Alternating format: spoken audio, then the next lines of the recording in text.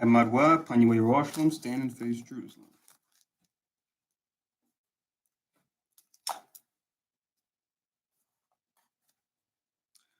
Blessing of the Sabbath.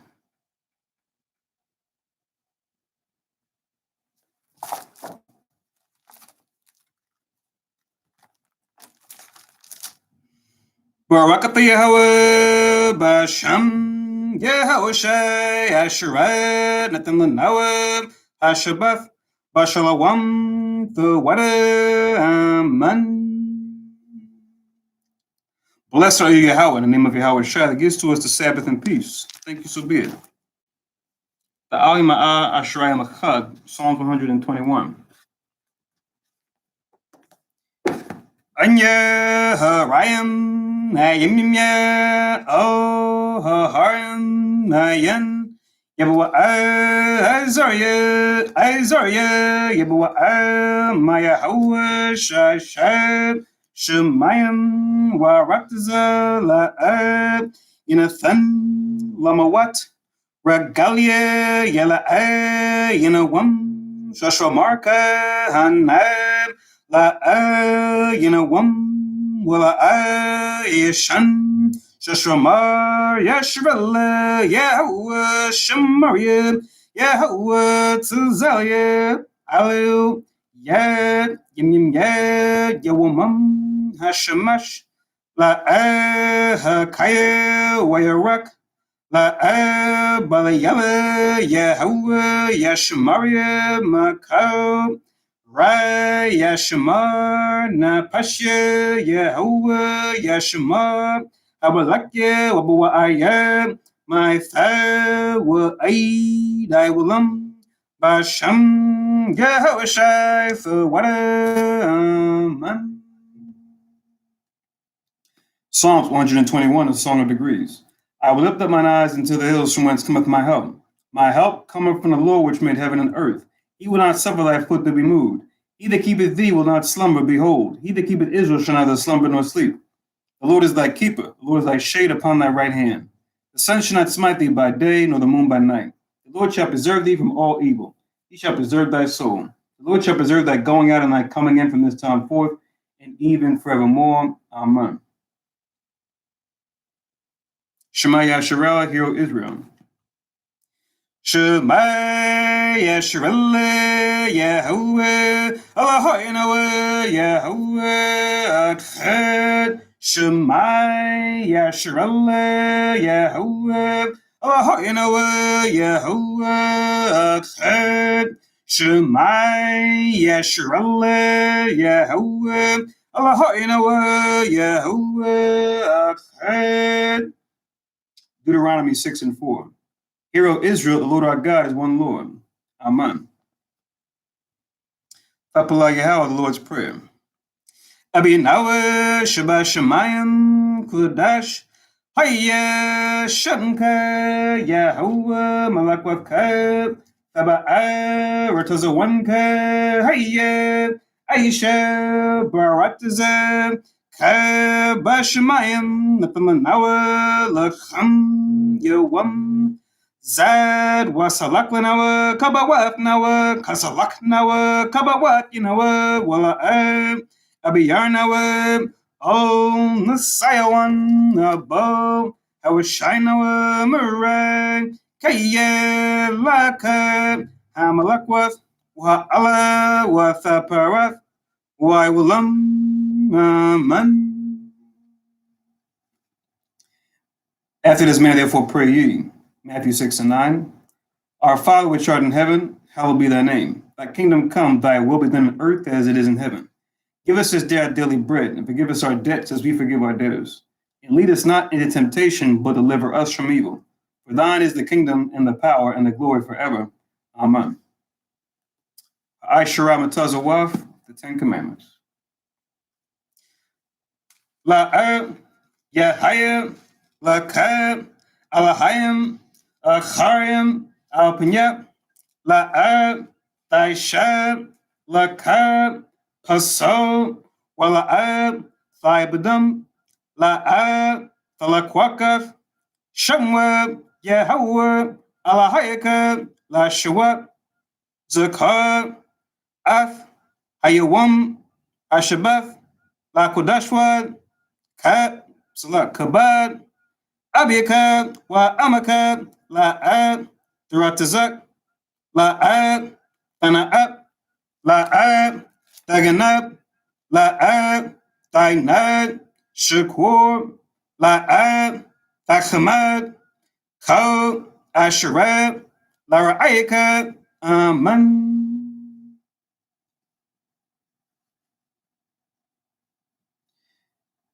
And God spake all these words, saying, I, the Lord thy God, which have brought thee out of the land of Egypt, out of the house of bondage.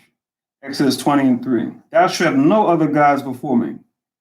Thou shalt not make unto thee any graven image, or any likeness of anything that is in heaven above, or that is in the earth beneath, or that is in the water under the earth. Thou shalt not bow down thyself to them nor serve them. For I, the Lord thy God, am a jealous God, visiting the iniquity of the fathers upon their children unto the third and fourth generation of them that hate me, and showing mercy unto thousands of them that love me and keep my commandments. Thou shalt not take the name of the Lord thy God in vain, for the Lord will not hold him guiltless that taketh his name in vain. Remember the Sabbath day to keep it holy. 6 days shalt thou labor and do all thy work, but the seventh day is the Sabbath of the Lord thy God. In it thou shalt not do any work, thou, nor thy son, nor thy daughter, thy manservant, nor thy maidservant, nor thy cattle, nor thy stranger that is within thy gates. For in 6 days the Lord made heaven and earth, the sea, and all that in them is, and rested the seventh day. Wherefore the Lord blessed the Sabbath day and hallowed it. Honor thy father and thy mother, that thy days may be long upon the land which the Lord thy God giveth thee. Thou shalt not kill. Thou shalt not commit adultery. Thou shalt not steal. Thou shalt not bear false witness against thy neighbor. Thou shalt not covet thy neighbor's house. Thou shalt not covet thy neighbor's wife, nor his manservant, nor his maidservant, nor his ox, nor his ass, nor anything that is thy neighbor's. Amen. Shabwa, please be seated.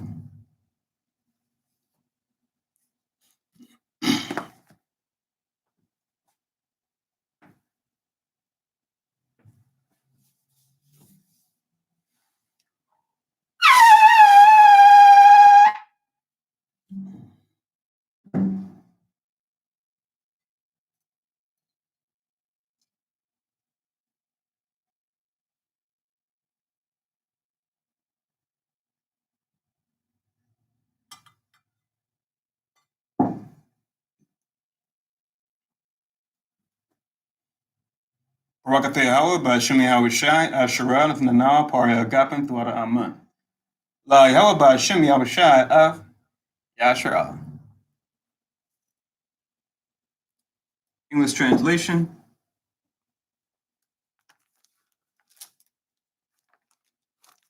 Blessed are you, Yahweh, in the name of Yahweh Shai, that gives to us the fruit of the vine. Thank you, so be it. To Yahweh, in the name of Yahweh Shai, with Israel.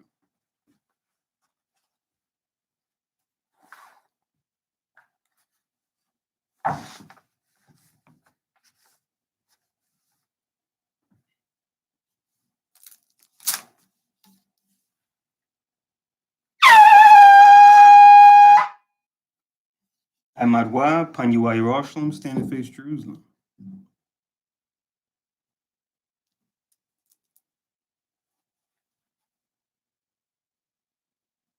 Barakata Yahweh, Hagadol, Rakawam, Abiyah, Wanawa, Aliyawan, Malak, Shamayam, Warataza, Wakab, Tabayam, Kayayam, Wagam, Hamashayak, Mayahawa, Arawanawa, Ahabnawa, Hapalat, Yawa Aitaza, Yahawashai, Zakarnawa, Yahawa, Bartazawan, Ainka, Yasha'ala, Zarnawa, Bana, Wasap, Yasha'ala, Al, Nanawa, Yam Yan, Aika, Kayawamyam, Makudam, Babakusha, Shalak, Mike Allah Watazwadak Alahayim La Maganawa Rapharnawa Washamab Alnawa Bakur Shalak Aroka Shal Yahweh Lanawa Lala Madnawa Rabiam Kakamab Tabawana Wada Aith Shal the Barka Basham Yehosheth Wadatham Yed Waiwalam Aman.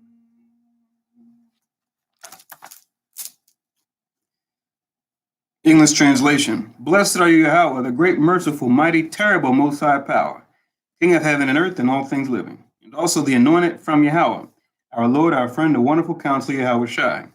Remember Yahweh favorably, your people Israel. Help us build and gather Israel, Most High, we beg you, right now, like the days of old. Please send Michael and the righteous powers to protect us, heal us, and watch over us. Mainly send the spirit of Yahweh Shai to us, teach us much wisdom, knowledge, and understanding of thy word. In the name of Yahweh Shai, thank you, always and forever, so be it. Repeat the Hebrew only. Blessed are you, Yahweh, in the name of Yahweh Shai that gives to us the law. Barakata Yahweh, Ba'ashem Yahweh Shai, Asherah, Nathan Lanawa, Hatawarat. Blessed are you, Yahweh, in the name of Yahweh Shai that gives to us light to see. Barakata Yahweh, Ba'ashem Yahweh Shai, Asherah, Nathan Lanawa, Awar, Lara Awat. Blessed are you, Yahweh, in the name of Yahweh Shai that gives to us the ram's horn to call the people. Barakata Yahweh, Ba'ashem Yahweh Shai, Asherah, Nathan Lanawa, Quran, Hayo, La Korah, Ha'aim. Blessed are you, Yahweh, in the name of Yahweh Shai that gives to us the olive oil to anoint Israel. Barakata Yahweh, Ba'ashem Yahweh Shai, Asherah, Nathan Lanawa, Hasheman, Zayeth, Lamashak, Yasher Allah, Shabwa. You see it.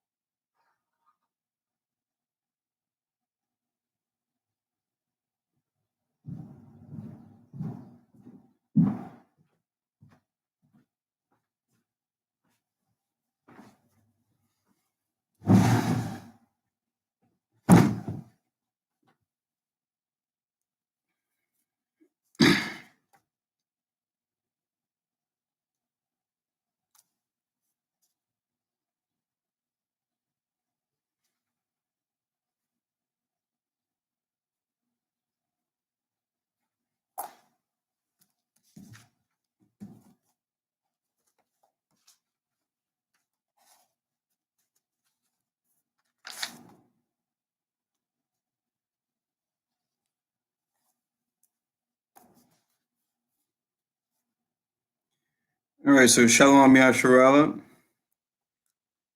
Shalom everyone here in Philly. Shalom everybody watching on live stream, and shalom everyone listening in on teleconference. Welcome to High Kanas, or the Congregation of Israel, where we teach that the descendants of slaves, as well as the indigenous peoples found mainly in North Central South America and Caribbean, make up the southern and northern kingdoms of the lost tribes of Israel, and that we fall to a lower state politically, economically, even religiously, because we broke the laws of God found in the Bible, given to us by Moses. They become out of this lower state that we fall into by turning back to the commandments we broke by following Jesus Christ. One way we do that is by keeping the Sabbath holy, which today is Wisdom of Solomon chapter 9 and chapter 10. The Bible I'm using has Apocrypha already inside, but you want to use something like this if you're dealing with one that's separate. I'm going to go to Wisdom of Solomon chapter 9. We're also going to read chapter 10 as well. Looks like in here it's on page 62.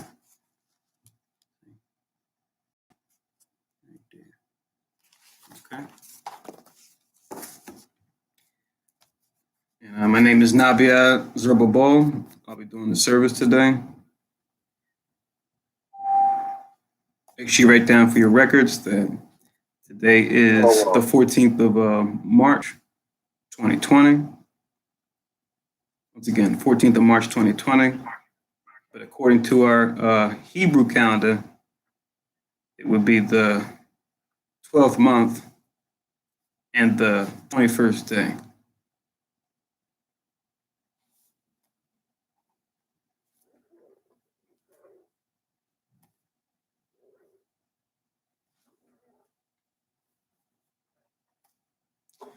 All right, so we'll go through both of these together. We'll go through this rather swiftly.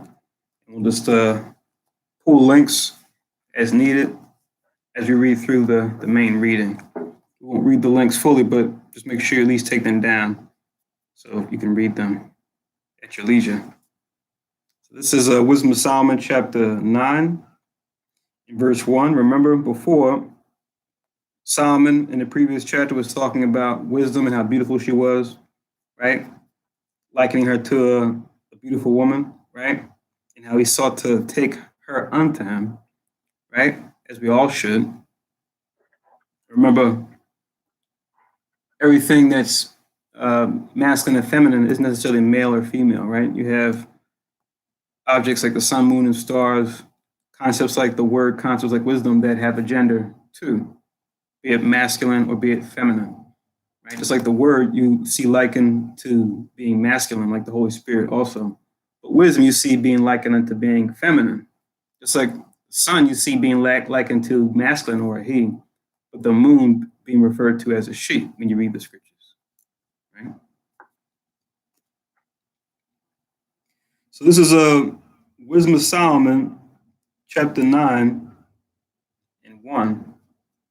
Today's going to go into pretty much a prayer he's going to make to the Most High, showing his giving his thanks unto the Most High, and his thanks to the Most High for giving him wisdom in particular.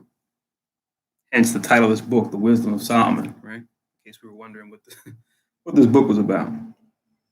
So Wisdom of Solomon 9 and 1, it says, O God of my fathers, and Lord of mercy, who has made all things with thy word, right? Going back to Genesis chapter 9, where God said, and when God said, it was done each day, except for the seventh when he rested. Verse 2, and ordained man through thy wisdom, he shall have dominion over the creatures which thou hast made, right? So more specifically, going into the things that he gave Adam to have dominion over, right? You could just link this with Genesis chapter 1, 28. You can just write it down. Genesis 1, 28. And you could also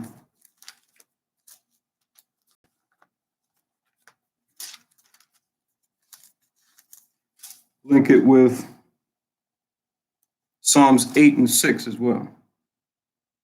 Psalms chapter 8 and verse 6. Link both of those with 9 and 2. But the Most High given mankind, which is ironic, Adam's name in the Hebrew actually means man or mankind. So Psalms 8 and 6, Genesis 1:28, linked with Wisdom of Solomon 9 and 2. Reading on, verse 3, and order the world according to the equity and righteousness, and execute judgment with an upright heart. Then it says in verse 4, give me wisdom that sitteth by thy throne, and reject me not from among thy children. So he's asked the Most High to give him wisdom.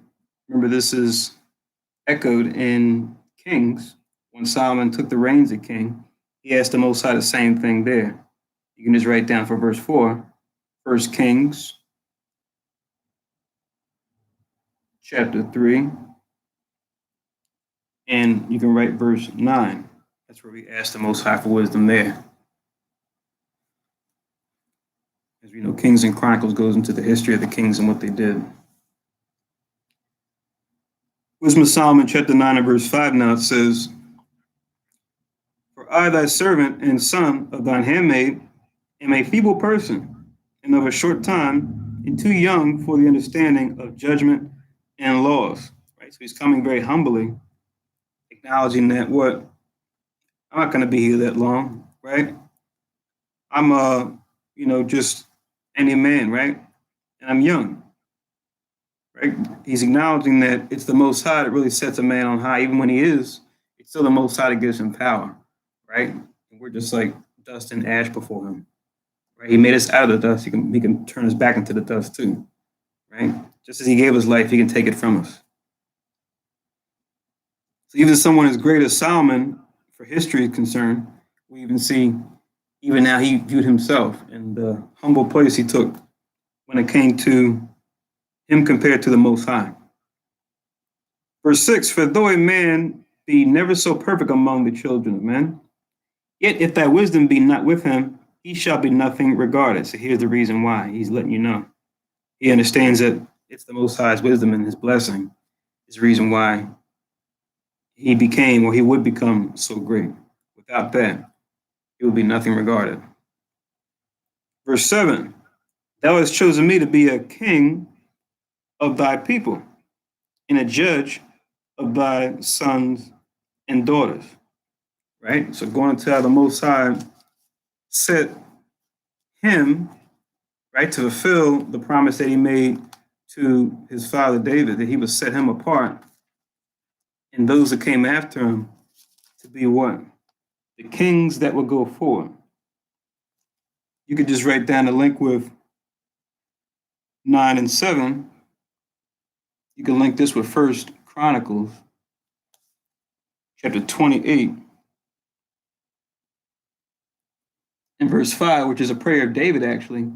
But David, in that prayer, in 1 Chronicles 28, you can read the whole chapter, but in verse 5, he specifically says that he acknowledges that the Most High chose, out of all his sons, he chose Solomon to be the one to sit on the throne after him.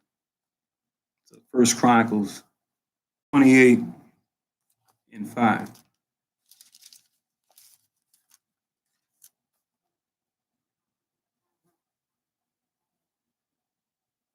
You could also write down 2 Chronicles chapter 1 and verse 9 to go with 1 Chronicles 28 and 5. 2 Chronicles chapter 1 and verse 9. Where even Solomon himself says, he acknowledges that the Most High made him to be king over Israel, to carry the throne going forward, or carry the responsibility of the throne going forward. So back in Wisdom of Solomon 9,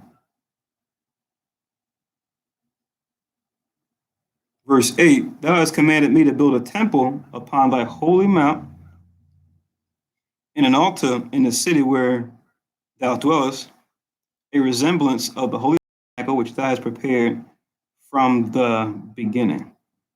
Right? So him commanding him to build a temple, remember, he even told David that his son would do this, and that David himself wouldn't do it because his hands shed too much blood in warfare. Even though he established the power, he wanted his son to be the one to actually build the temple. So those two kings, David and Solomon, they were different purposes in history. As far as David being the one through war to subdue all the nations, and Solomon will be the one to establish the kingdom through his wisdom and by building a temple, a central place we all could come to for worship. Whereas before, all we had was the tabernacle, right? Not to say the tabernacle wasn't great, but the temple would go do what the tabernacle did and go even beyond. So yeah, to link with verse 8, as far as the Most High having him build a temple, 2 Samuel chapter 7, verse 12 and 13 goes into that. Chapter 7, verse 12 to 13, where the Most High, in communion with David, lets him know that his son will be the one to build a temple for his name. 2 Samuel 7 and 12 to link with Wisdom of Solomon 9 and 8. Reading on Wisdom of Solomon 9 and 9. It says, "In wisdom was with thee, which knoweth thy works, and was present when thou madest the world, and knew what was acceptable in thy sight, and right in thy commandments." Right? So him acknowledging that wisdom was there in the beginning when he set up all the different things, right? Set all things in motion. How she goes back to the early times of creation, right? You can just link with this verse, 9 and 9, Proverbs chapter 8,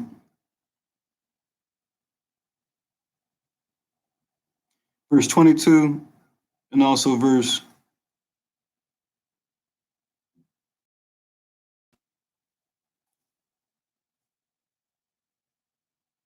you can read all the way down to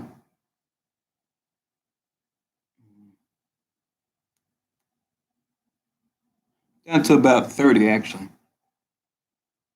Even though the whole chapter is good, but Proverbs 8:22, you can go down to about 30.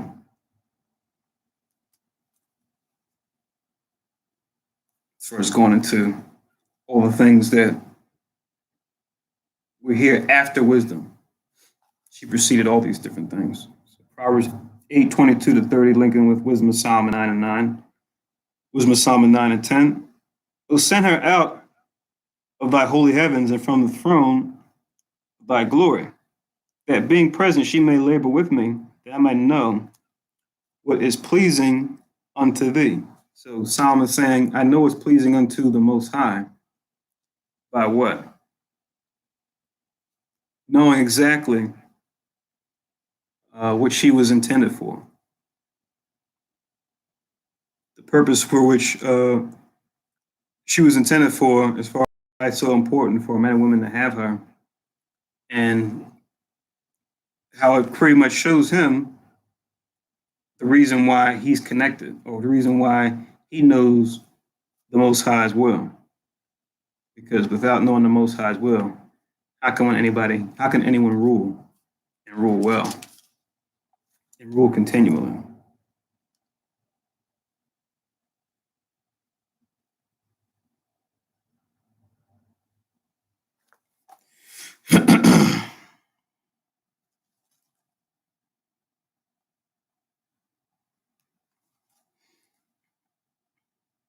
So reading on in verse 11, Wisdom of Solomon chapter 9, verse 11. "She knoweth and understandeth all things. She lead me soberly in my doings, and preserve me in her power." 12. "So shall my works be acceptable, and then shall I judge thy people righteously, and be worthy to sit in my father's seat." Right, talking about David's seat, to carry on the works. Going back also to 1 Kings chapter 3, read down from verse 9.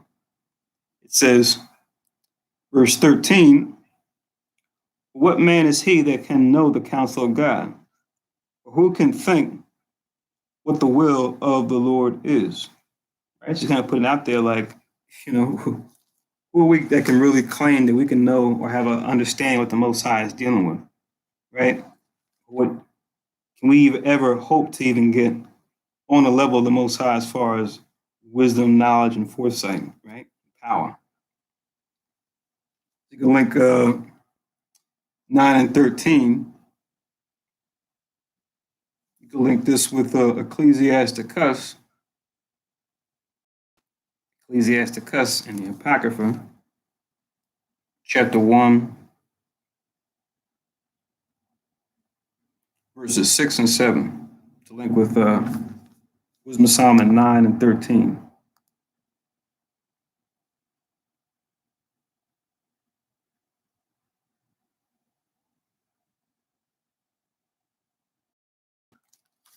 So reading on,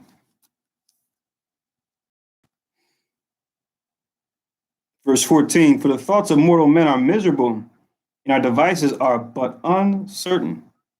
Right? So left to ourselves, our own thoughts are miserable, right? Remember what the scriptures say, right? As far as the heart and how the heart is deceitful above all things. So you can link up with 9 and 14. You can write down Jeremiah 17 and 9, which talks about that. That the heart is deceitful above all things and desperately wicked. Who can know it? You could also write down Ecclesiastes chapter 7.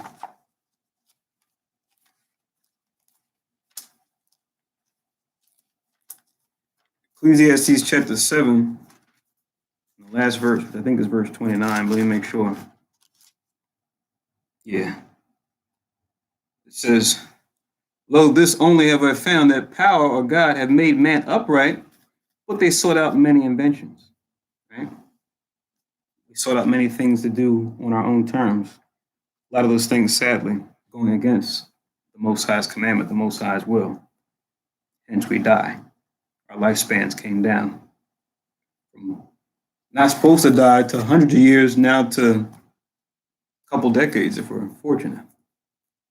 All because of sin, all because of going astray from the Most High's commandment or the Most High's will. So back in Wisdom of Solomon, we just read Ecclesiastes 7:29 and Jeremiah 17 and 9, linking those with Wisdom of Solomon 9 and 14.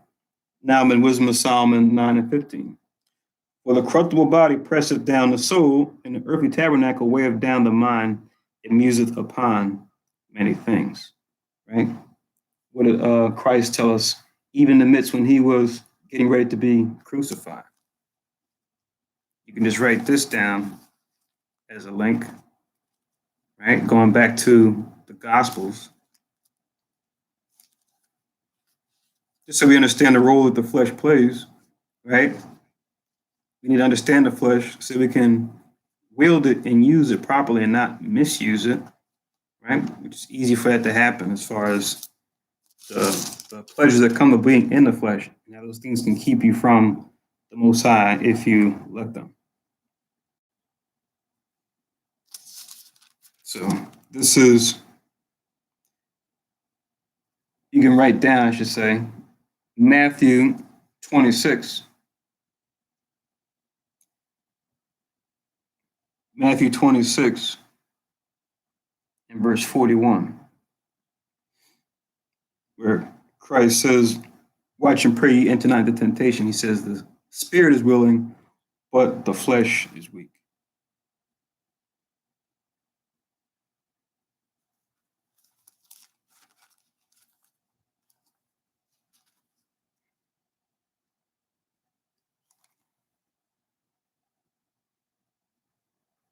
You could also write down Galatians 5 and 17, which go into how the spirit and the flesh are at odds with each other. If the flesh is just left to do what it will, right? It's not to say you can't partake in certain pleasures, but all within the guidelines of the law so that you don't abuse your flesh. That's how they can work in concert, right? Nothing wrong with enjoying yourself, having fun, but at the same time, you don't want to let fun take over your life and the expense that comes with it, right? Nothing wrong with food, eating, but you want to make sure you eat things that are lawful, eat them in a proper amount, right? right? As far as overeating. Same thing with sleep. Nothing wrong with getting rest, but there's such a thing as getting too much rest, where you can become slothful. And nothing wrong with sex, but remember, sex is not meant to be used for fornication, but to be used what? In righteousness within a holy marriage, right? Not according to, just as they say in the world, getting your rocks off of any old body at any old time. So these things are lawful to partake in as long as we partake in them lawfully. Otherwise, the flesh can take over and you can destroy your soul. So Galatians 5 and 17 goes into that conflict that takes place between the spirit and the flesh. So let's go back to Wisdom of Solomon 9. Let's continue on. In 16, it says, and hardly do we guess aright at things that are upon the earth. With labor do we find the things that are before us. But the things that are in heaven, who have searched out? Right? So we see in the modern era how through science, engineering, right? Research, development, all things that have come in this modern time, as Daniel prophesied in Daniel 12 and 4, right? How men shall go to and fro, referring to the industrial age. How knowledge shall be increased, referring to the information age that came after that. These things are sought out with labor, right? Going all through the earth, going into the depths. And still, the earth hasn't been completely covered yet, as far as, every single spot unearthed. And the ocean definitely hasn't been fully discovered. Yet we have men who want to go out into space and try to find out what's out there, as the prophecy says too. So it says, these things that we that are before us, we labor to find. It says, but the things that are in heaven, who have searched out? So the things that are beyond the first and second heaven, even going to the third heaven, who can go up there and talk about what's up there? Even though the technology that we have now, and with the nations trying to do this, Esau at the forefront of it, right? As far as trying to go out into space and understand things, they haven't been able to touch the third heaven, right? And then come back and say, "Oh, here's how the third heaven works." So no one can do that. Verse 17, that counsel, who have known, except thou give wisdom and send thy Holy Spirit from above. So how can you understand the counsel of the Heavenly Father without the Holy Spirit? That's key to acknowledge, key to understand. Right? Unless you're dealing with the Holy Spirit, you can read the Bible cover to cover. The Holy Spirit isn't there. You're not going to see it. You're not going to understand it. You're not going to be able to hear it. The link with 9 and 17, of course, St. John 14:26, which talks about what the Holy, the Comforter or the Holy Ghost, how it shall teach you all things and bring all things to your remembrance, whatsoever Christ said unto us. Also,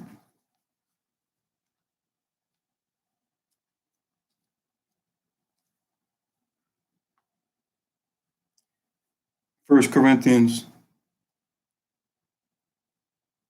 chapter 2, verse 10.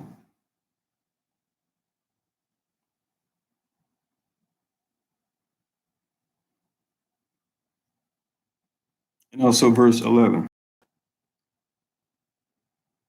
where it makes a comparison. It talks about the Spirit of God come upon us, how it shows us the deep things of God.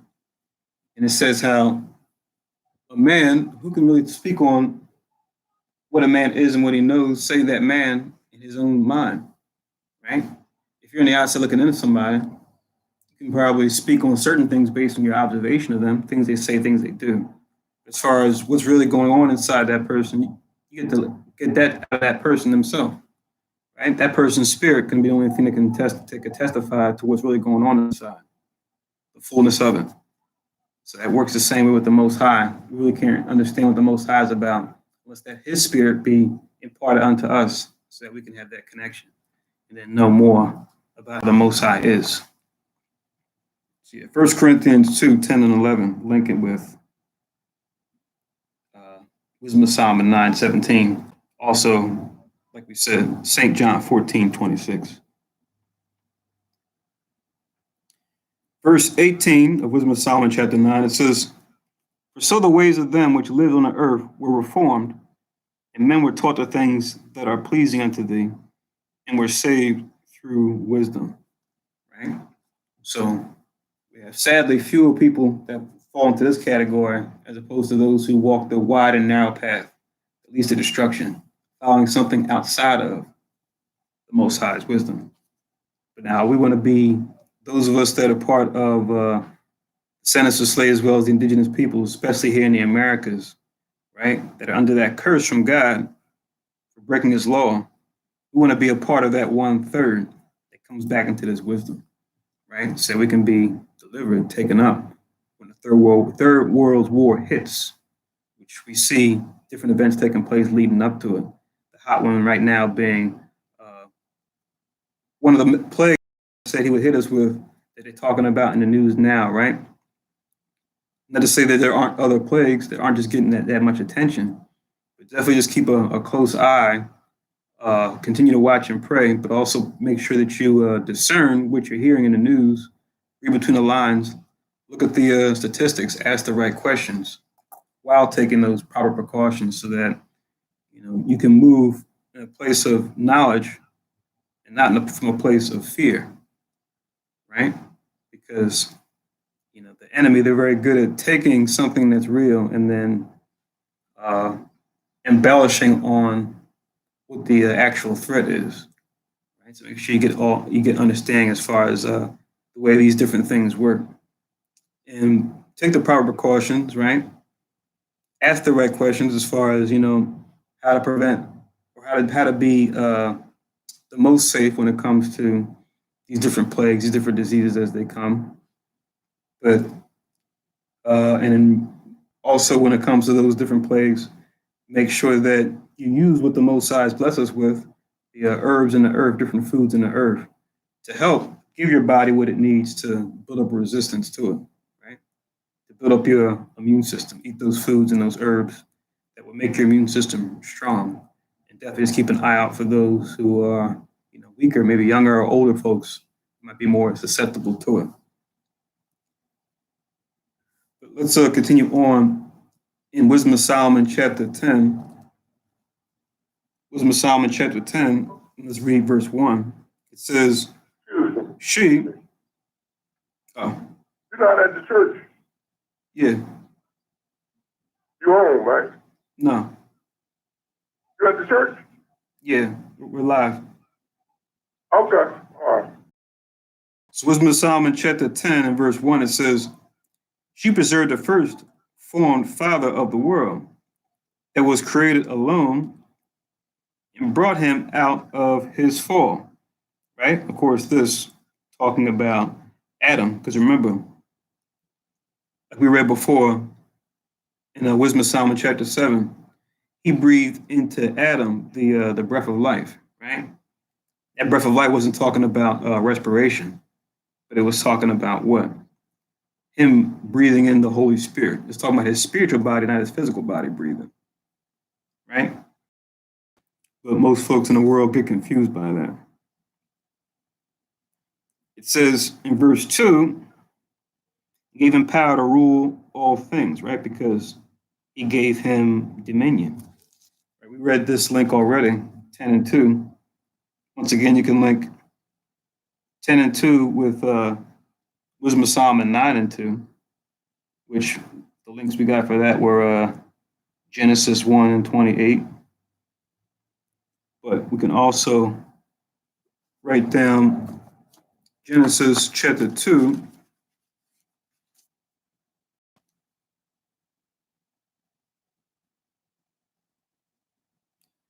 Genesis chapter 2 and verse 20, where it talks about him even naming the different things the Most High gave dominion over, right? And that showing his authority over them, the fact that he named them, right? So he gave Adam that responsibility to name all the different animals that he gave him dominion over. So Wisdom of Solomon chapter 10 and verse 3, it says, but when the unrighteous went away from her in his anger, he he perished also in the fury wherewith he murdered his brother. Right? This, of course, dealing with what happened later with Adam and Eve's sons, Cain and Abel, Cain in particular, right? So 10 and 3,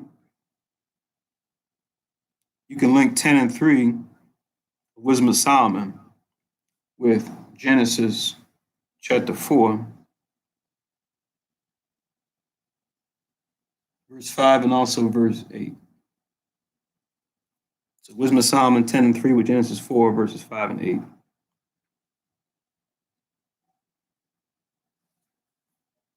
And then you can jump down even further too and read 11.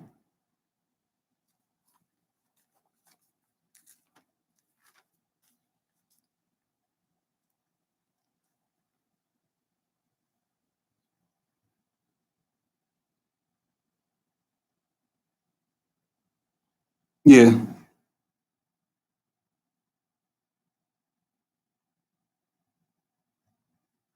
11 down to 13. Also in Genesis chapter 4. After him fleeing, and then him getting a mark on him, right? For the sin he committed against his brother Abel. So back in Wisdom of Solomon chapter 10, verse 4, for whose caused the earth being drowned with the flood, wisdom again preserved it and directed the course of the righteous of small value, right? This, of course, jumping forward to the Most High preserving Noah and his family amidst all of the people at that time who were dealing wickedly, right?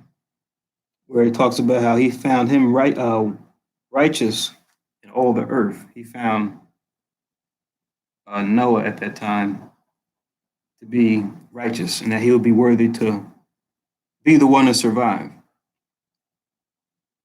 He and his family. So with 10 and 4, you can just link Genesis chapter 7, verse 1. Also, you can link verse 19 and 21 to 23.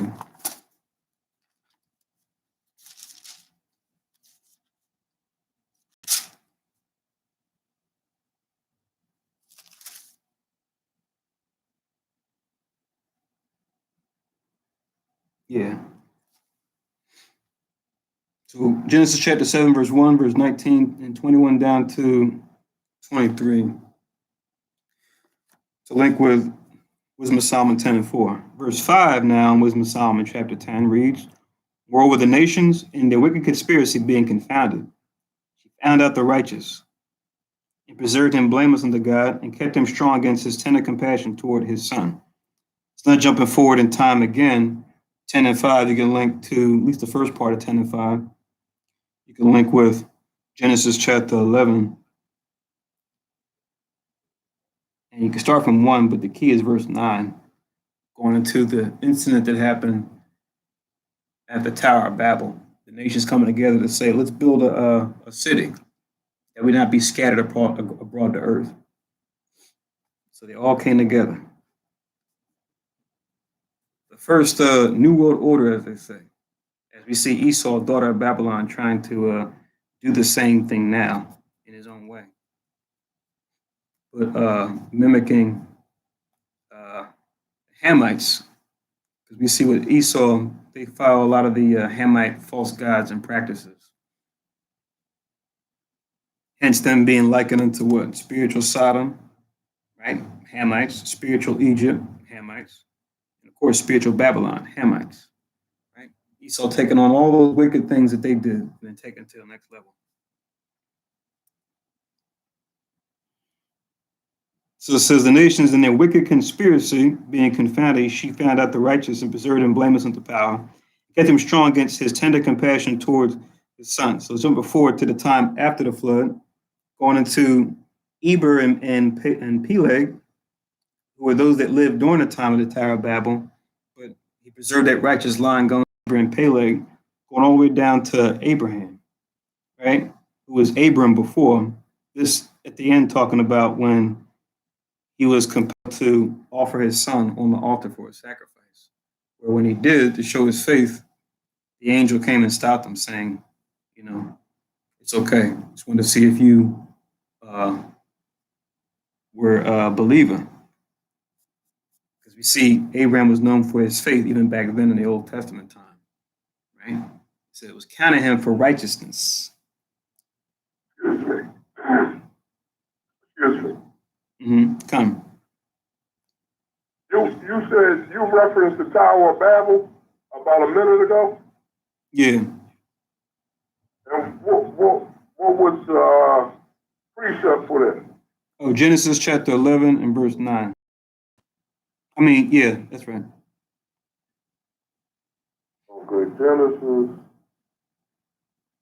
11 and 9, and what was that? What was the verse in the Wisdom of Solomon that was precept? Wisdom of Solomon chapter 10 and verse 5. The water.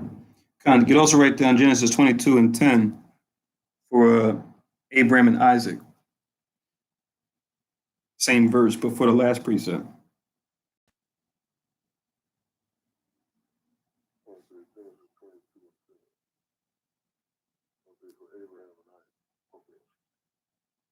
What precept was that? Genesis 22 and 10 for the last precept of that same verse. Oh, it was verse 5. Mm-hmm. Okay. So reading on, Yundabar, reading on chapter 10, verse 6, it says, when the ungodly perished, she delivered a righteous man who fled from the fire which fell upon the 5 cities, right? This, of course, in Genesis also, going back to Genesis chapter 19.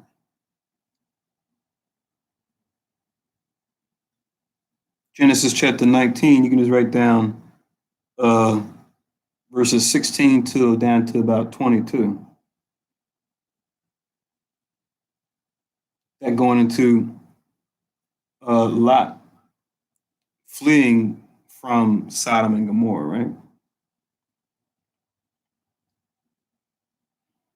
Any other cities that were around Sodom and Gomorrah, you can link that with Genesis chapter 10, verse 19, where it mentions the other cities too.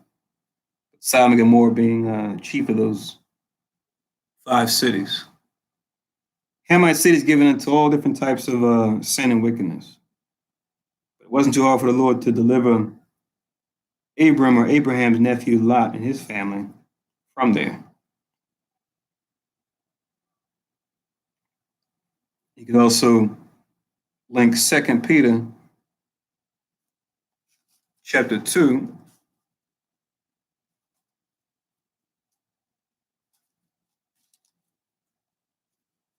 2 Peter chapter 2 and verse 7.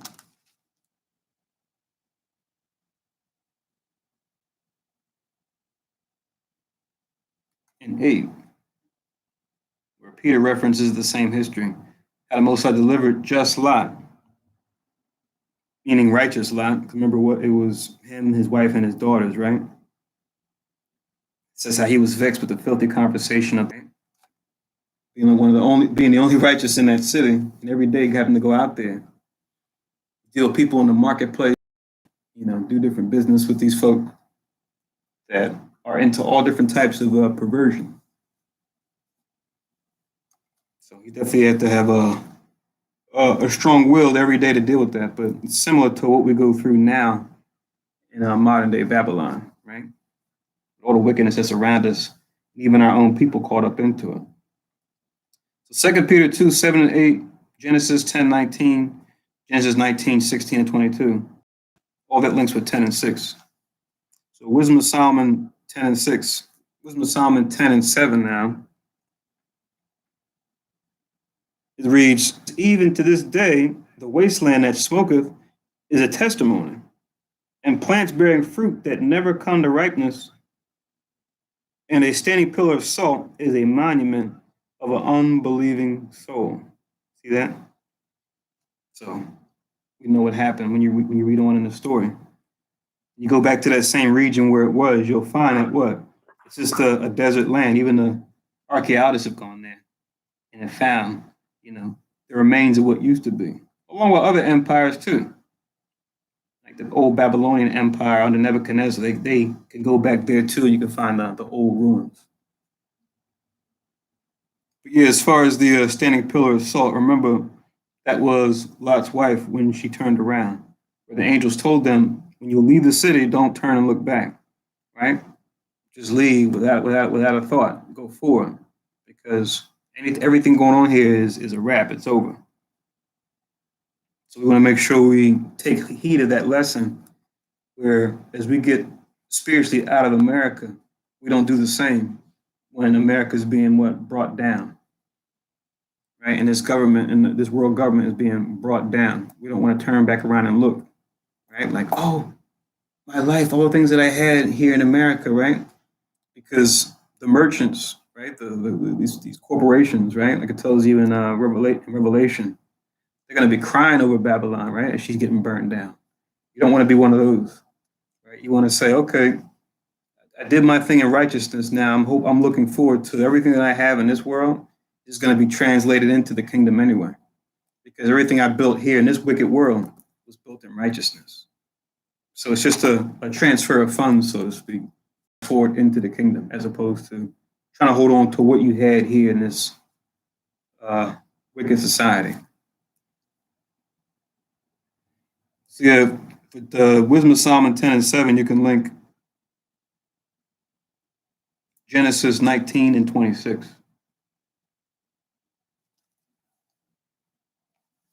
Genesis 19:26. And also you can link Luke, because it's mentioned in the New Testament too, as far as not looking back upon the old way of things, looking forward to newness of life, how it's symbolic. Look forward to Christ. Look away from Satan.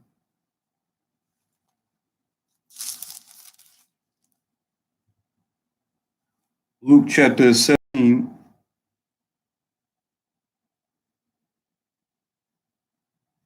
in verse 32. Luke chapter 17, 32.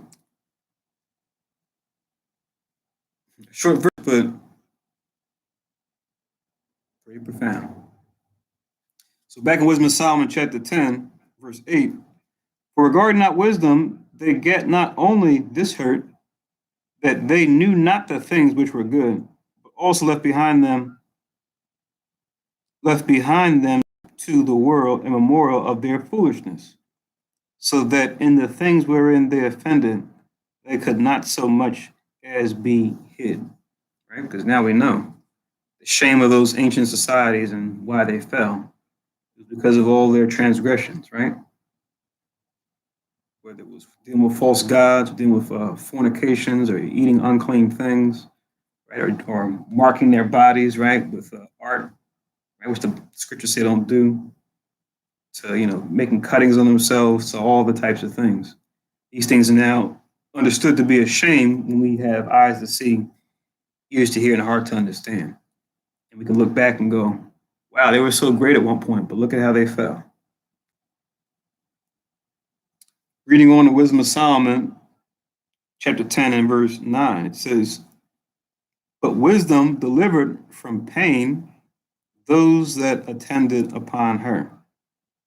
Right? So wisdom is the healing agent, right? It's the healing herb, right? The ointment to the cut, right? To the disease in the body, right? That's why you see in the visions of Ezekiel as well as the visions of St. John, they see in their visions a similar vision of the tree of life. It talks about how she bears her fruits every month, and how their fruits were for healing, right? For the nations to heal, right? So that tree of life is just wisdom, right? Think of the tree of life. Think of the soil that the tree of life grows in as wisdom, right? So that you can what? Have all those commandments, which are like the branches and the leaves, and the fruits of the spirit, right? Or the attitudes that we should take on when keeping the commandments. those being the fruits on the tree. Those things are like healing agents to our spiritual body. Which once our spiritual body is healed, the physical body has to come along for the ride. But it only takes place when the spiritual body is intact. Then we can get back to living forever like we're supposed to. Verse 10, when the righteous fled from his brother's wrath, she guided him in right paths, showed him the kingdom of God, and gave him knowledge of holy things, made him rich in his travails or his travels, in his hardships rather, and multiplied the fruit of his labors. Right?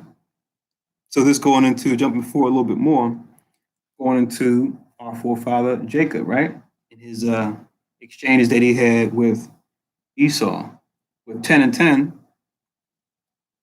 you can link Genesis 28.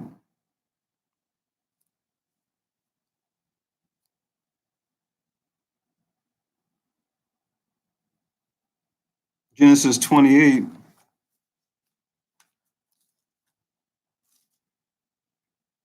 you can link these different verses. You can link 5,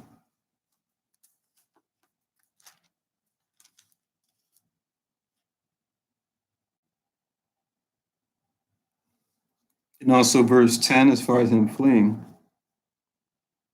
And him traveling to, like his mom said, go to see her brother, Laban, his uncle.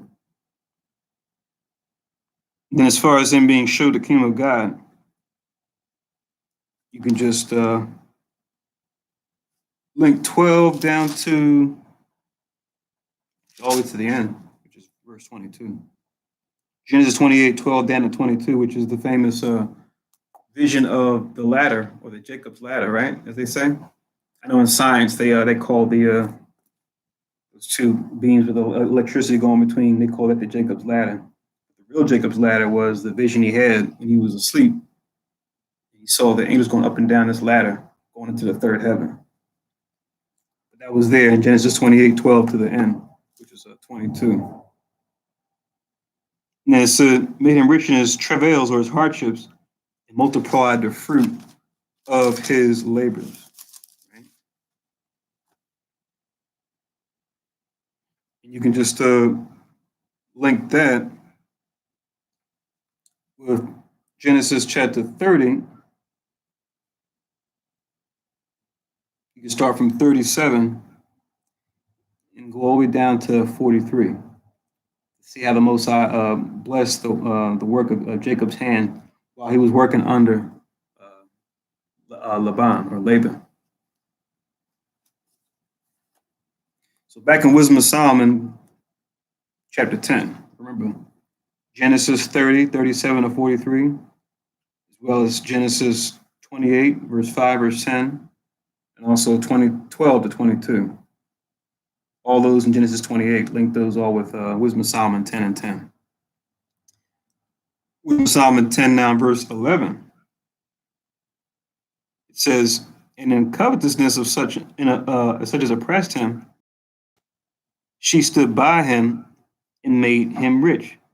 Right? So this him that oppressed, the him here is talking about Jacob, but the such is talking about Laban when he fled away by night and they caught him. And that's when they kind of had a face about all the different ways that Laban had wronged him, right?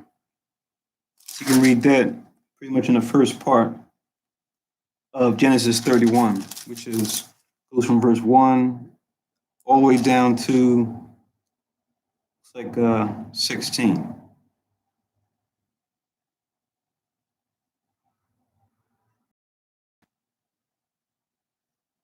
Yeah.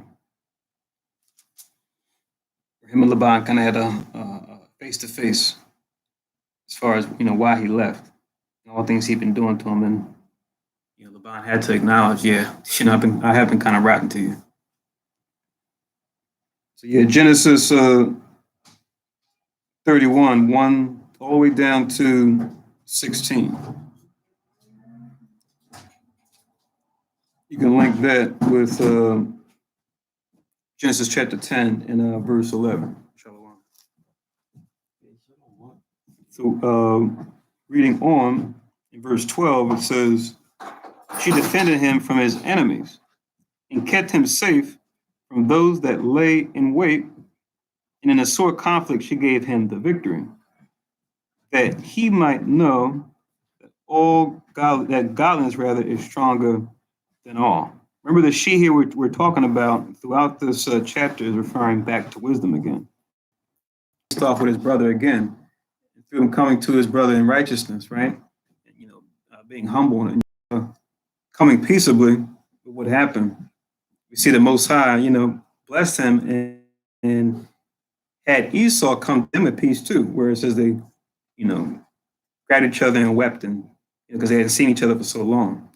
It's not to say that enmity wouldn't come about later, but at least at that point, they were able to at least make peace with what happened. Because remember, ultimately, it was the Most High's will that the elder should serve the younger anyway. It just had to happen that way. Because you have certain folks, and you see them trying to go against the scriptures, they'll say, well, it was kind of messed up what Jacob did. It's kind of underhanded, this, that, and the third. But they fail to realize how Esau despised his birthright right before that chapter, right? As far as what? Being an hungered, and actually agreeing to sell his birthright for food.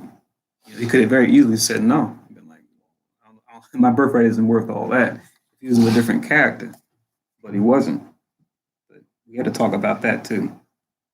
We had to talk about the whole story, which is, why we have a lot of confusion in the world today, because when people look at different matters that take place in the earth, different things, they won't weigh all the evidence, or if they use statistics, they'll only look at certain statistics, only ask certain questions to suit the narrative they want to present. So taking all the facts into play, and then come up with a sound conclusion as something happened. So that's something we watch out for when we deal with people in this world and the lies that they push, because their lies are better when they include a lot of truth and they change key things about the truth. So yeah, you can just write down Genesis 33.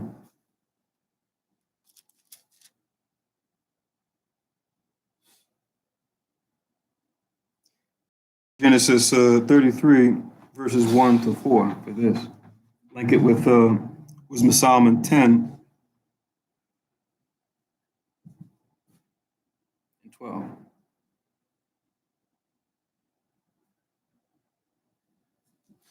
So Genesis, Wisdom of Solomon 10 and 13.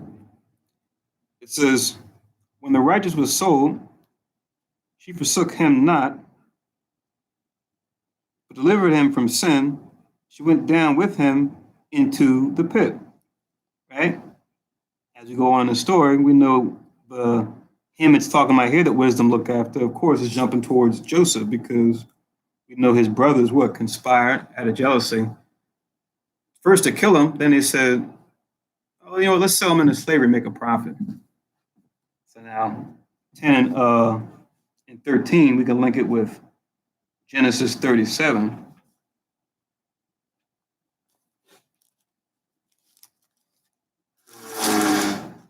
Genesis 37, 23 down to 28. 23 down to 28. Genesis 37, 23 to 28. Link that Wisdom of Solomon, chapter 10 and verse 13. Wisdom of Solomon 10 and 14 says, and left him not in bonds till she. Also, before we go to 14, as far as they delivered from sin and being went down with him into the pit, you can also write down the link with 10 and 13 as well. You can write down Genesis 39.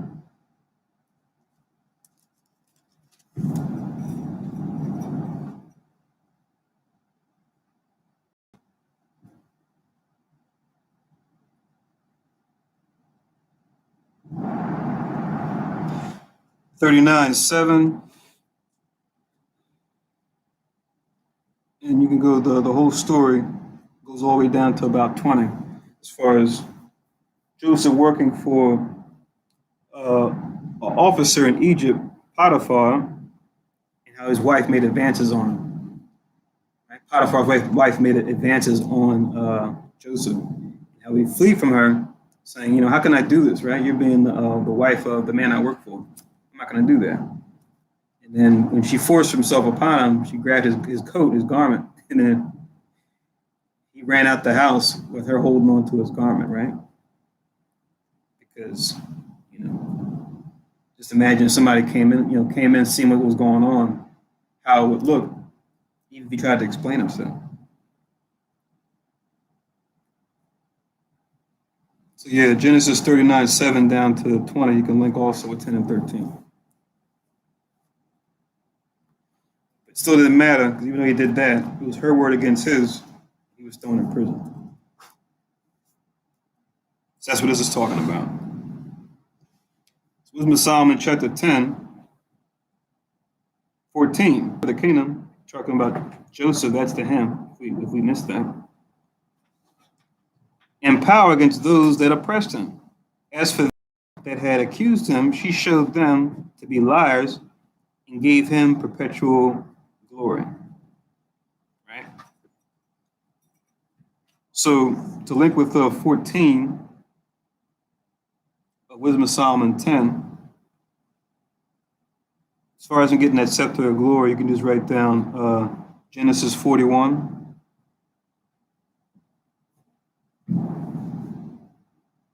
verses 14, and also verses 40 to 41.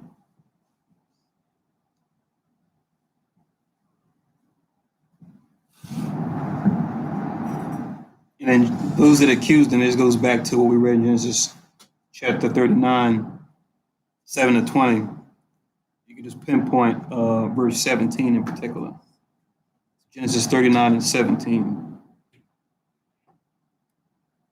So once again, Genesis 41, 14, also verses 40 to 41, as well as Genesis 39 and 17. Link all those with Wisdom of Solomon chapter 10 and verse 14.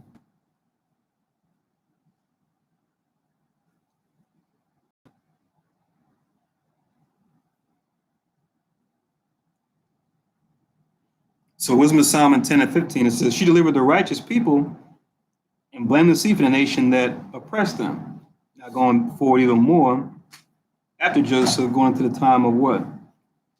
Deliverance from the Egyptians, as Israel now was first Jacob and the 70 souls, now we've become a great nation. After about 3 or 4 generations, we've become a great nation within Egypt.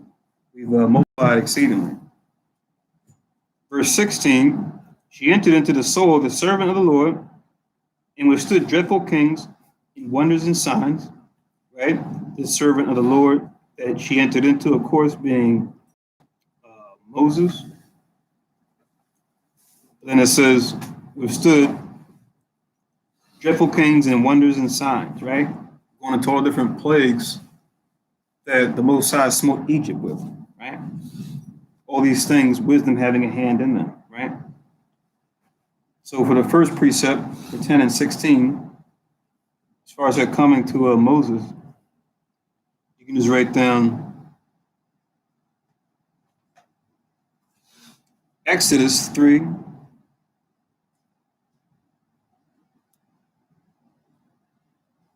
Exodus 3 and 10.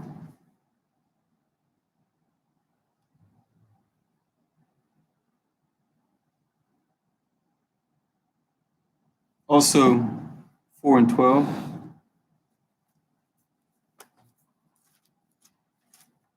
So Exodus 3 and 10, Exodus 4 and 12.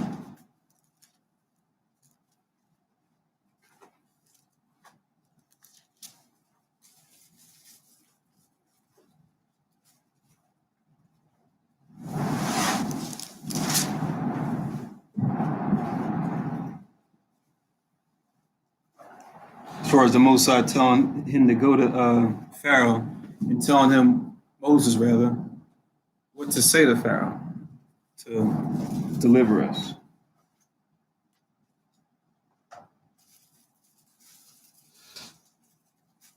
Then, as far as withstanding dreadful kings and wonders and signs, that's all throughout Exodus. But you can just put down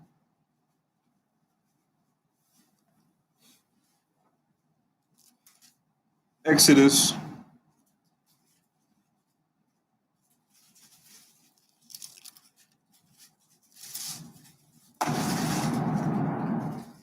7,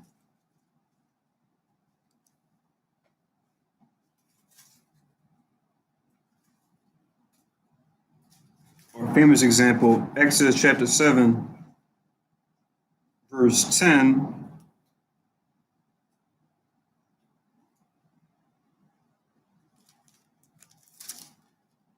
down to 13.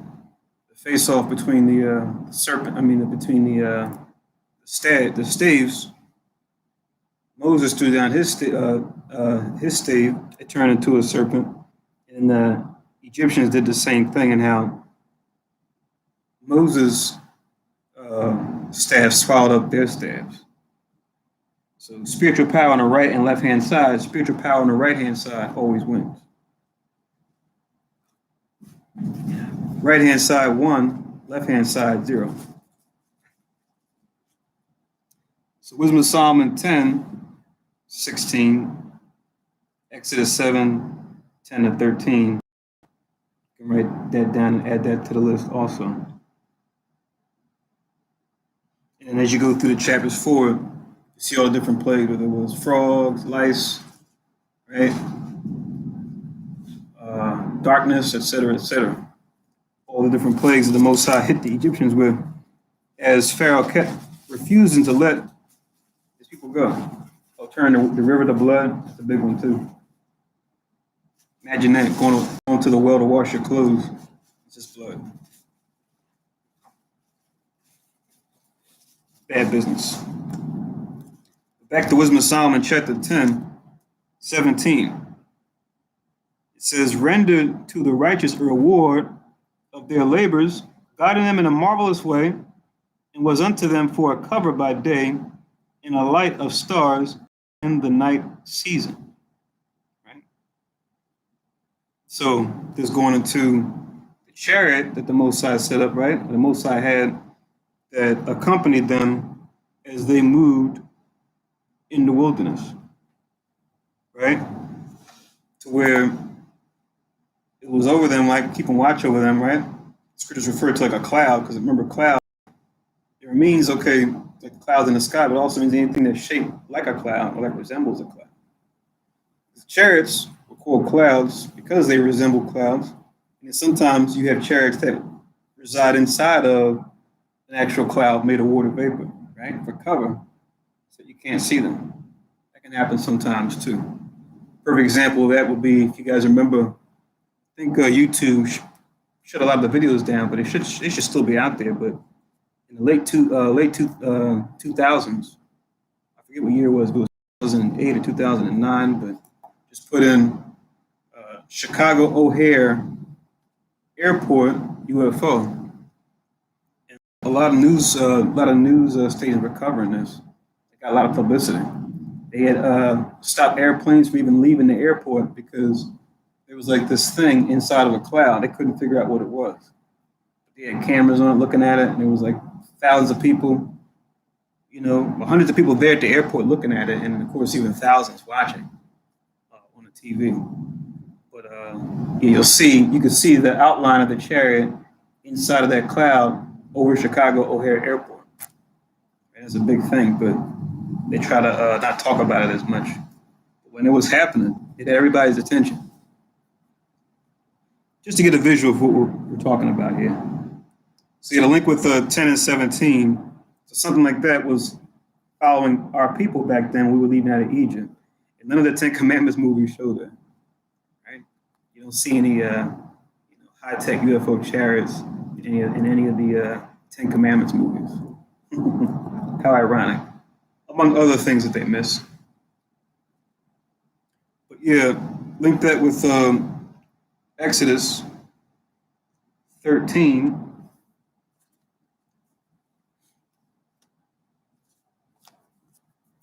And I believe it's verse 21. Let me just make sure.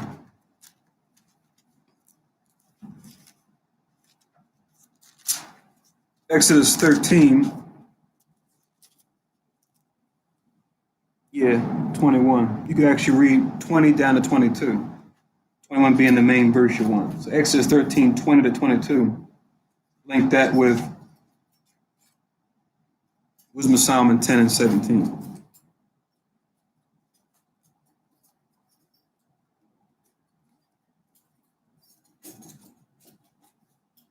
And it's repeated in many other places too, but that's the first place where it's mentioned. So back to Wisdom of Solomon chapter 10, verse 18, it says, brought them through the Red Sea and led them through much water. So that going into now finally our deliverance. So 10 and 18 also link it with Exodus, but Exodus 14, verses 21 to 22, and also verse 29 in Exodus 4. And it says in verse 19, but she drowned their enemies and cast them up out of the bottom of the deep. So it's part of the Red Sea.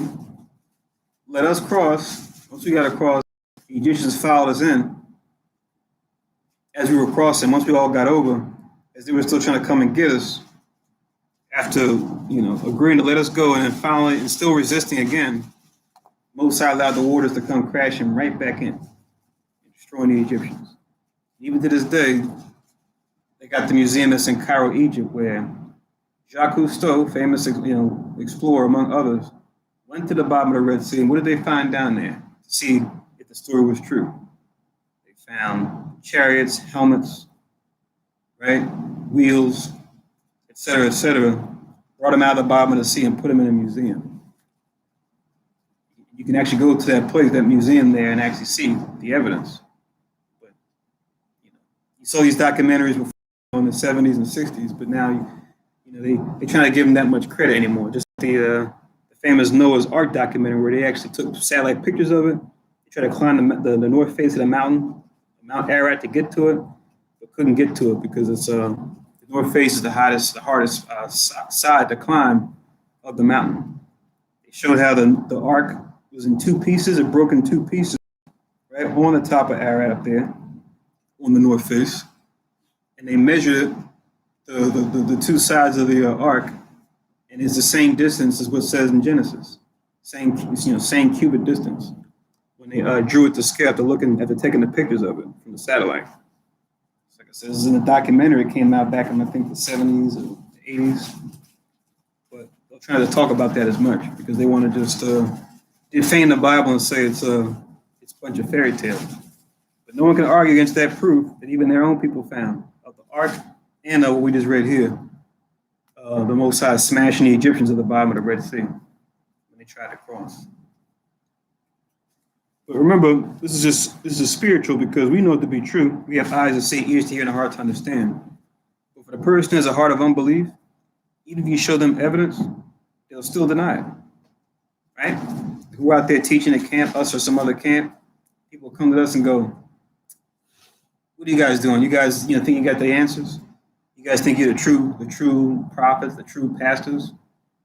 Well, if you're dealing with the truth, if you're dealing with the truth of God, then make fire fall from heaven right now, like Elijah. Say the Most High allow us, we actually do it. For the heart of unbelief, we could do it right there at camp, and they still would have an excuse. They would still have an explanation.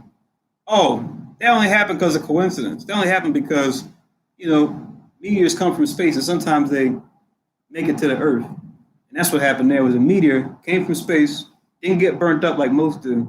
It just so happened to fall right where you guys were teaching. Right? Because they did the same thing to Christ himself. Yeah, I saw what he just did. He healed that person. I saw it with my own eyes, right? But he did that with Beelzebub. He did that through the prince of devils. See, for the heart of unbelief, even if you make miracles happen in front of them, they're still going to find an excuse not to believe or a way to explain their way out of it.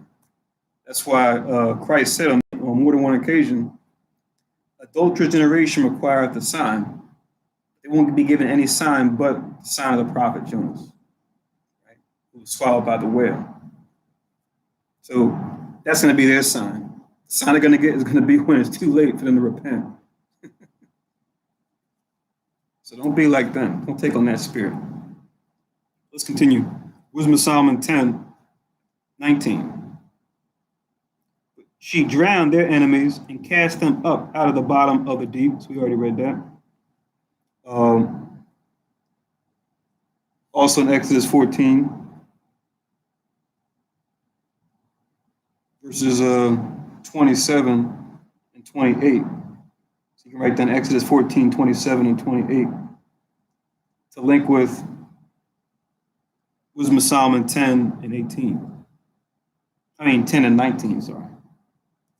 Wisdom of Solomon 10 and 20, it says, therefore the righteous spoiled the ungodly, and praise thy holy name, O Lord, and magnify with one accord thine hand, and fought for them. Right? So that was the victory that we had. 10 and 20 of Wisdom of Solomon. You can link it with Exodus 15 and 1. It shows how we spoiled the Egyptians. And it says in 21, last verse, for wisdom opened the mouth of the dumb, meaning those that can't speak. It made the tongues of them that cannot speak eloquent. Right? And of course, we know what this is going into. The power of the Most High to even take us that may have certain weaknesses, right, or not, faults. He can take those things and what? Flip them around or find a way for what? Us to still go through, us to still succeed, right? Because of course, when we read about Moses, this is something he was dealing with, right? And then Most High said, don't worry about it. Not only could I open your tongue up to speak, I got your brother Aaron here. I'm going to have him be a spokesperson for you. So Most High always find a way, even when we look to ourselves and say, oh, well, I can't, right? But that's part of the humbling process, because while we can't, we have certain limitations within us because we're just flesh, right? We're not talented like that all the time and always. Where we lack, the Most High can fill in the gaps. And we can look at some of our greatest leaders and the faults that they had, like Moses being, a major one, and say, wow, he wasn't that good at speaking. So the Most High dealt with him and used him as a vessel to deliver the children of Israel. Yeah, just a link with that, you can just write down Exodus chapter 4, 10 down to 17. No, verse 21.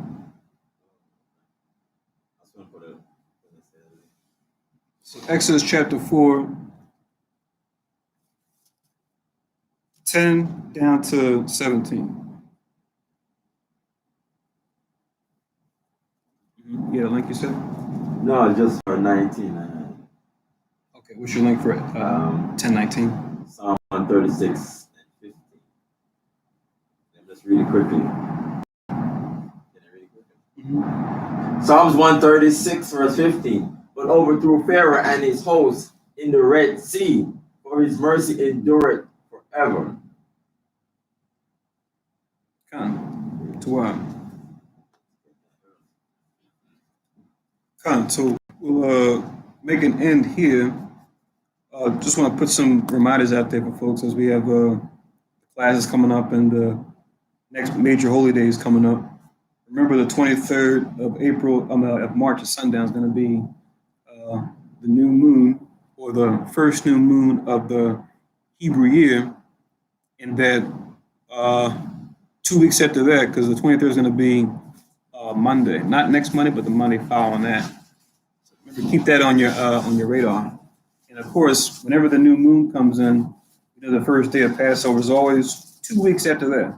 So you jump down from March 23rd, 2 weeks, you get to April 6th, which is also Monday at sundown. That's going to be the beginning of the Feast of Unleavened Bread, also known as the Passover. You have to keep that on your radar. Remember, Passover dues are due $200 per household, right? So that we can get all the things necessary to prepare in time. before the Passover, so we roughly have about a month before then. Let's make sure that as we get our next paychecks in or do our next jobs, right, if we work for ourselves, that we have that money set aside to put towards the Passover dues. And also make sure, if you haven't already, to pay your tenth, right? Right? Remember, anything that we get from the Most High is a blessing. A tenth is holy unto Him. So make sure you get your tenths in too, because that can allow for us to provide for different things, whether it be what we do go out and teaching, what we do here as far as the videos and equipment that we may need, things that will help us to build a school. And it's a fair system because we all don't make the same amount of money in what we do as far as our professions, but we can all get organized when it comes to our finances, even if we're in the arrears, to always set 10 aside for the Most High.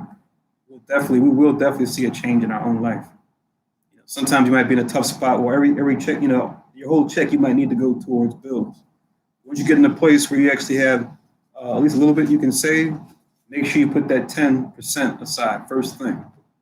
Right? You'll be surprised at the way the Most High will come through for you. But we have to learn this sometimes through experience. So let's make sure we mindful of paying our tenths, right, of what we have coming in. And also, since we're getting close to the time of the Passover, make sure we put in our 10%. I'm sorry, put together our $200 per household to go towards the Passover dues for this year, since we're about a month away. All right, and that's it. Like we were saying earlier, in between chapters 9 and 10, make sure, like they talk about in the news, some of what they're talking about is hyped up a bit when it comes to the coronavirus. You look at stats that necessarily reflect the threat that they present. Still, make sure, like they talk about, wash your hands, right? Try not to rub the openings in your face as much, right? Be mindful when it comes to your young and elderly. And for those that are not part of that target group, they say it usually affects elderly men, right? They're the ones that are most susceptible to actually dying from coronavirus, even though in most cases it's actually treatable. Make sure you keep your immune system strong. Eat foods that will make your immune system strong so that you can resist the virus if you're unfortunate to catch it or come across someone who actually does have it. So plenty of foods that have the vitamin C, vitamin D3, garlic, ginger, right? Make sure you do your teas and cook with things that have those types of foods that are going to keep your immune system strong. There's one trend you're going to see with a lot of these different diseases that come out, especially the ones that are theorized to be man-made, right? Or that are allegedly man-made. Sometimes it's hard to prove. Those ones, you always see there's something that has to do with them trying to attack the immune system. Because from a wicked standpoint, it makes sense. Them trying to come up with some kind of disease that'll attack your immune system. Because that way, if your immune system is down, then your regular disease, like your common cold, your flu, your more prevalent things that are out there, your pneumonias, they can take you out when your immune system is down. Like we saw with the STD, HIV, which caused AIDS, or autoimmune deficiency syndrome, right? It's talking about your immune system being shut down. So just keep that in mind. Move wisely, right? Only go places if you have to. Keep your hands clean. Try to touch openings in your face. Just keep your immune system nice and strong. All right. So with that, we'll close out and move sides well. Just remember those things we said, and we'll be talking to everybody in the classes coming up this next week. So Shalom and Shah Shabbat, and with that, we'll do the closing prayers.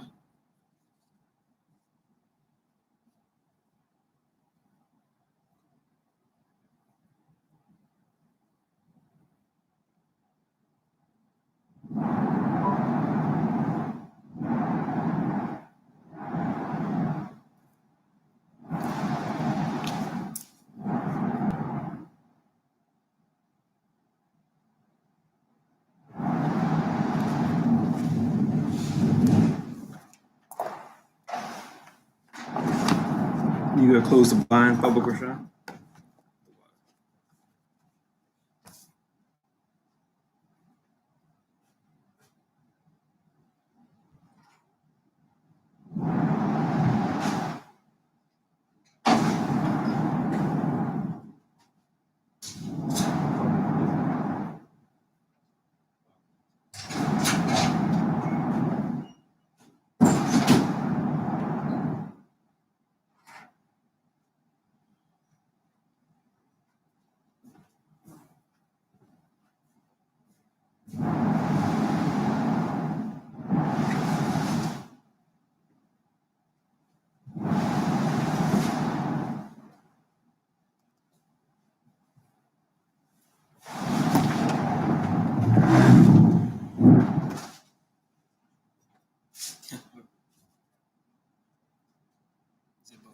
Zip up.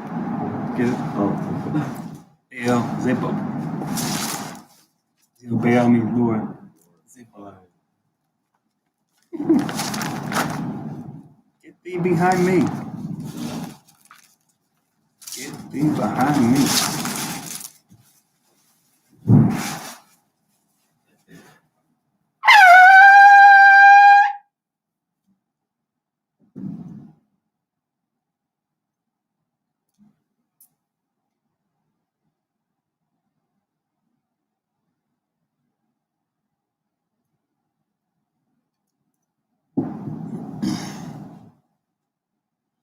Wakati Yahweh Ba'Shem Yahweh Shai Asheran Nanawa Parya Kapan Twara Aman.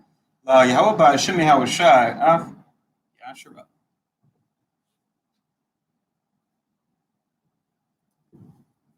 English translation. Blessed are you, Yahweh, in the name of Yahweh Shai, that gives to us the fruit of the vine. Thank you, so be it. To Yahweh, in the name of Yahweh Shai, with Israel.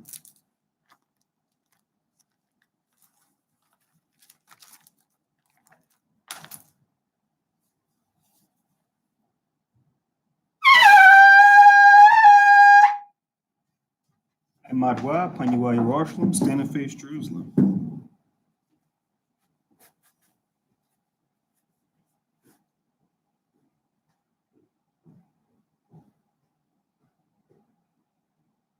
Yahweh, Ba'Shem, Yahweh Shai, Babakushad, Shemad, Lanawa, Aithad, Yamyan, Aithad, Shalak, Ma'aka'ala, Waha'alahayim, Tazwadakim, La, Shamar Ayel, Barak, Rapah, Magan, Wachazayat, Banya, Yasha'ala, Washalak, Lanawa, Rabiam, Kakama, Rabiam, Da'ait, Rabiam, Bayanad, Rabiam, Sabalanwa, Rabiam, Amawan, Rabiam, Aqua, Rabiam, Ahabiam, Rabiam, Haganah, Rachanaya, Wasalak, Kau, Katayanawa, La Akim, Wa Akiwa, Wiyasha'ala, Tamyad, Waiwalam, Ba'Shem, Yahawashai, the water,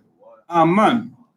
English translation, Yahweh, in the name of Yahweh Shai. Please listen to us now, right now. Send Michael and the righteous powers to watch over, bless, heal, protect, and make strong the children of Israel. Send to us much wisdom, much knowledge, much understanding, much patience, much faith, much brotherhood, much love, much spiritual protection, and forgive all our sins. For the brothers, sisters in Israel, always and forever, in the name of Yahweh Shai, thank you, so be it. Four corners prayer. Yahweh, Ba'Shem, Yahweh Shai, Barak Nawa, Wiyasha'ala, Wabat Yasaparian, Shema, Yasharele, Yahweh, Allah Yahweh, Yahweh, Echad. English translation, Yahweh, in the name of Yahweh Shai, bless us in Israel in the house of books. And then we said, Hear, O Israel, the Lord our God is one Lord. So that again, we'll say, Shar Shabbat, a happy Sabbath. Continue to watch and pray. Stay safe. Stay clean. Stay, what do they say? What are these called? Stay sanitized. Right? Continue to watch and pray. Keep an eye out, but also at the same time, read between the lines. Look at the actual stats. Look at the actual, rates of these things, these viruses as they spread, and stay in the spirit. So Shalom. We'll talk to everybody this upcoming week.